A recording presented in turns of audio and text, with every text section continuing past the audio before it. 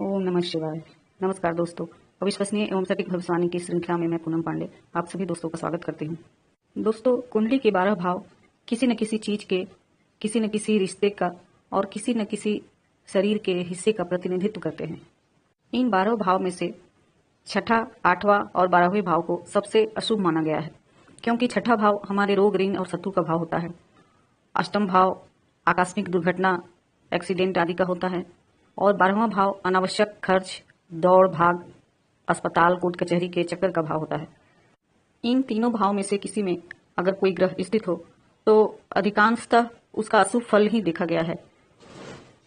परंतु अगर वो ग्रह उस भाव में स्वग्रही या उच्च का होकर बैठा हो तब फिर अशुभ फलों में बहुत कमी हो जाती है और एक योग भी बनता है जिसे विपरीत राजयोग कहते हैं, जिसके बारे में हम बाद में चर्चा करेंगे। आज हम चर्चा करते हैं कि यदि कुंडली में छठे, 8वें अथवा 12वें भाव में चंद्रमा हो तो उसका क्या फल होता है। इसके लिए सबसे पहले तो हमें यह जानना होगा कि चंद्रमा किस किस चीज का प्रतिनिधित्व करता है। चंद्रमा हमारे मन का, हमारी माता का कारक ग्रह है। काल पुरुष की कुंडली में यह हमारे फेफड़े का प्रतिनिधित्व करता है। फेफड़ों तथा कफ से संबंधित बीमारियों का सीधा संबंध चंद्रमा से है। यदि आपको फेफड़े से संबंधित या कफ से संबंधित कोई समस्या है तो बहुत अधिक आवश्यक है कि चंद्रमा की शांति कराई जाए, क्योंकि ये सब बीमारियां अक्सर पीड़ित चंद्रमा की वजह से होता है। आपकी कुंडली में कहीं न कहीं चंद्रमा छठे, 8वें अथवा 12वें भाव से संबंध बना रहा होगा।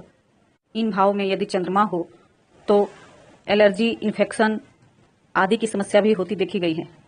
जातक को ऊंचाई से गिरने का डर होता है, पानी में डूबने का डर होता है, डिप्रेशन अथवा आत्मविश्वास की कमी होती देखी गई है।